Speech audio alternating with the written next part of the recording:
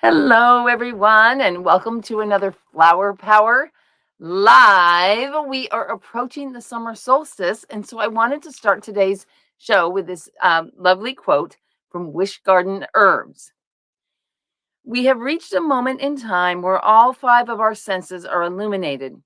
Flavors are bursting forth from crops, aromas tantalize the wind, forest dwellers lull us to sleep with their nocturnal voices, epic sunsets and wildflowers stir our souls, and our sense of aliveness is bountiful. This is their description of summer solstice. Hi, my name's Allison from the Well Cultivated Life, and thanks for joining me here for this special solstice edition of Flower Power. We've arrived at the longest day of the year here in the Northern Hemisphere, the summer solstice, also known as midsummer. And in the Celtic tradition, Litha is the sort of the Sabbath name for that. And we this is when the Earth has traveled in its orbit, around the sun to the point where, because the sun's at this weird rotational angle, have you do you understand how that works? It took me a long time to figure out exactly why the sun orbits in the way it does. And it wasn't until a couple years ago when I was actually watching a teacher give a lesson on it that I realized that the sun is actually doing a do-si-do, or the earth is actually doing a do-si-do around the sun. And for some reason, that helped me so much to visualize how this works. But anyway, so as the northern hemisphere is tipped closer to the sun, this is why we have the longer days. So because we're celebrating one of the either the cross quarters or the quarters of the year, this brings us back to the card that I drew in December for the Wheel of the Year. And that card is a very unusual card for summer. It is Usnea, and I'll show you the card later in the show. And it is really almost a winter herb. You might collect it in the winter, you'll use it in the winter. So I thought, that's an interesting message.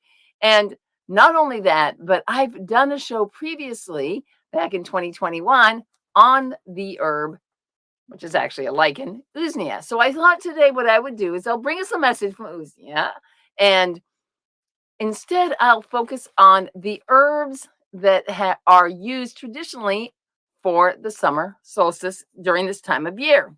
Now, in everywhere in the world, there's seasons, and even though at the sort of the equator they might not have the same types of seasons, like the temperature and day length changes, there are wet and dry seasons, such as hurricane season here in the Western Hemisphere. And fortunately, we don't have a hurricane season all year round, right?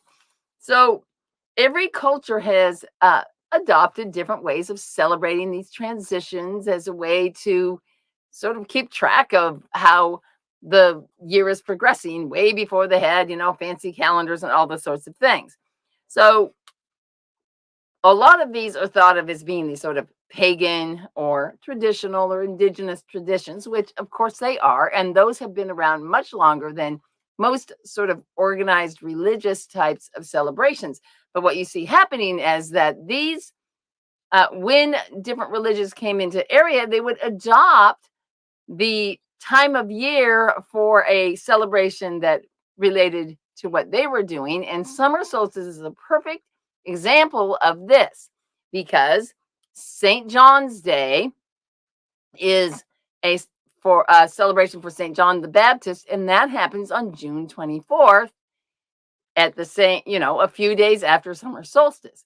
Same thing with Yule as the traditional celebration in Northern Europe, and Christmas, okay, and all of these celebrations that are focused, Hanukkah, which is focused on the light. So today we're celebrating the sun, and to do that, there have been, again, in these ancient traditions, some pretty amazing and cool places around the world where people have built these structures that coincide exactly with this solstice time. And of course, that includes um, that includes this most famous one, Stonehenge in Britain, and then there are Mayan ruins where, in a particular part of the building, the sun comes in through a different slit in the building, similar to how Stonehenge is aligned here.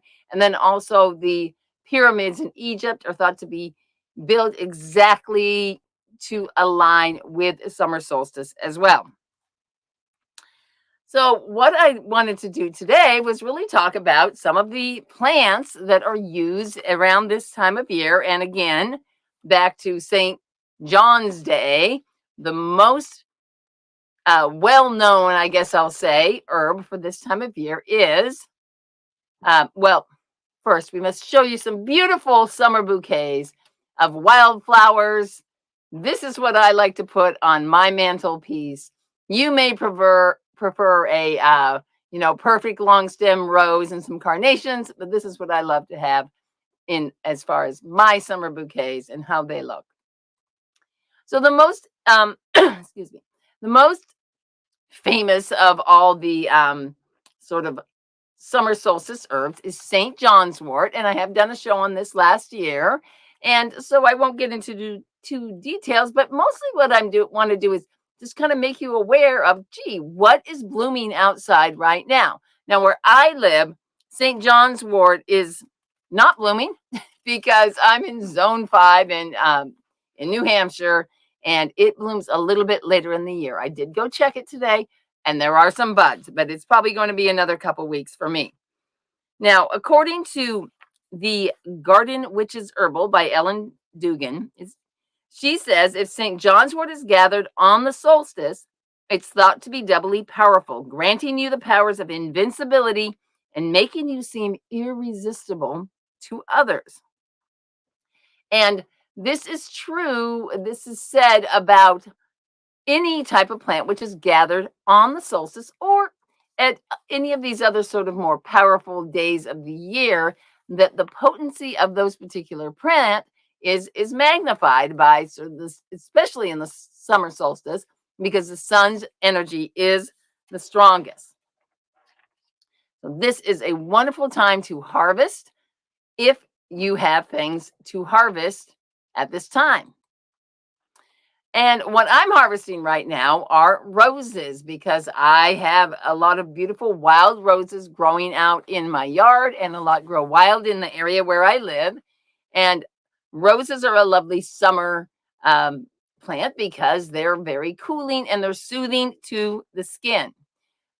Another one that might be blooming for you right now would be chamomile. Now, chamomile has these anti-allergenic kind of properties, and so it's definitely a summer herb to help you handle a lot of the extra pollens and things that are in the air.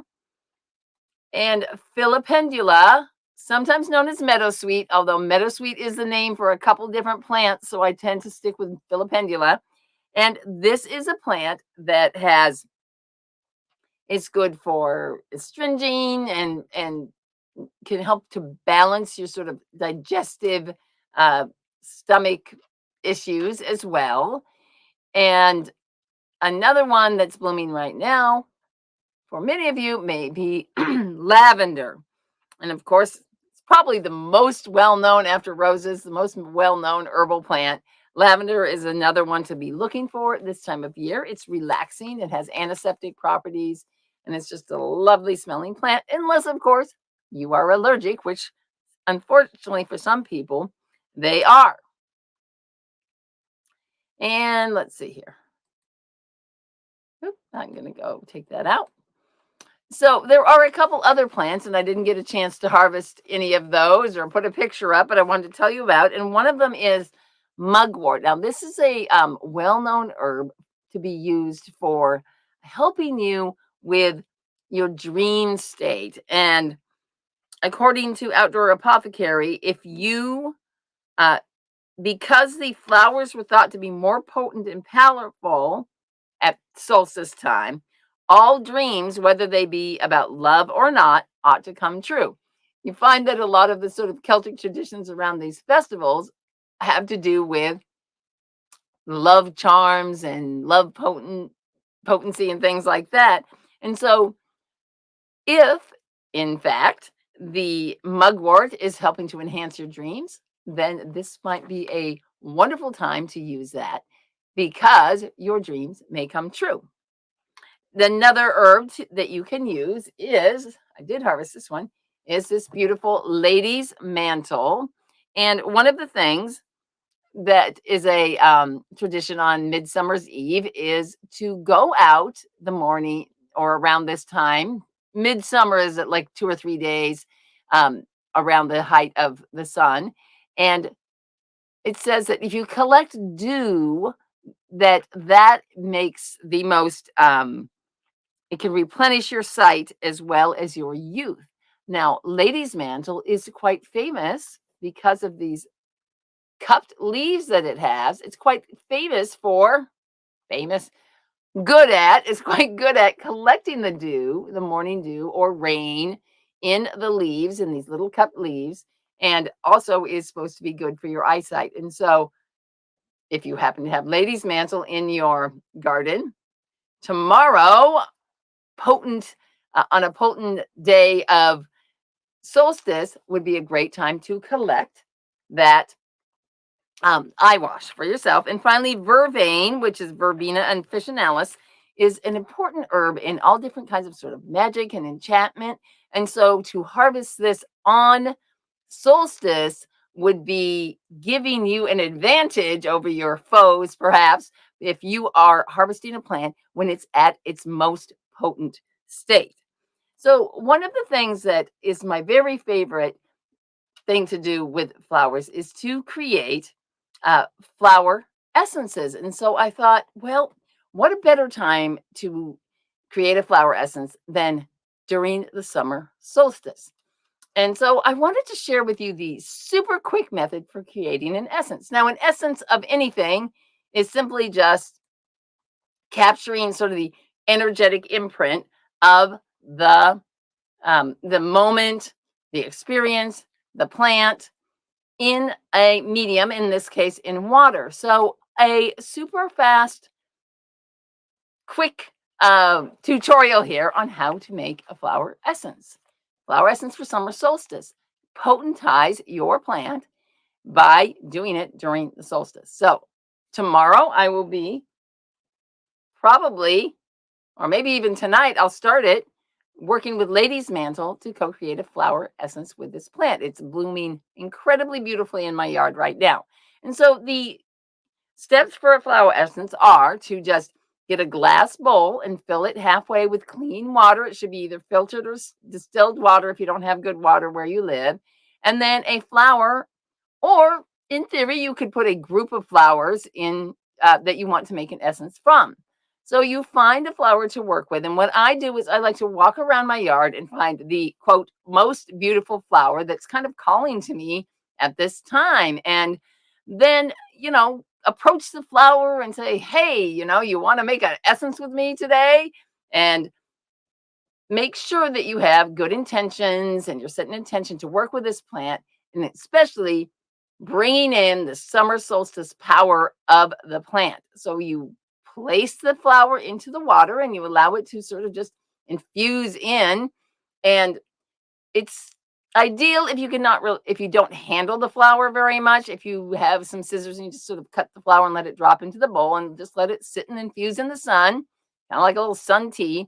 And if you can put it next to the original plant that's still living, fantastic, all the better. Then when you're done allowing it to infuse, you can bring it inside, put it in the moonlight. You can do all the different things like that. I just always like to record what it is that I've done. You filter it, strain it out, and mix it 50-50 with brandy as a preservative. This makes your mother essence.